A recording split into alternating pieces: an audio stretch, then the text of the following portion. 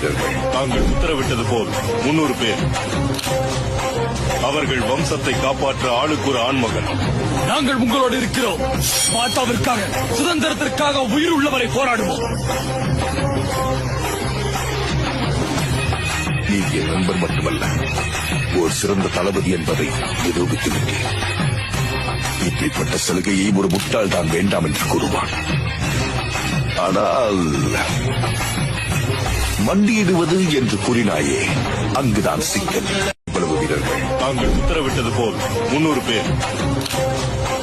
அவர்கள் வம்சத்தை காப்பாற்ற ஆளுக்கு ஒரு ஆண்மகன். நாங்கள் உங்களோடு இருக்கிறோம். மாதாவிற்காக, சுதந்திரத்திற்காக உயிர் உள்ளவரை போராடுவோம். நீ என் நண்பர் மட்டுமல்ல, ஒரு சிறந்த தளபதி என்பதை நிரூபித்துவிட்டேன்.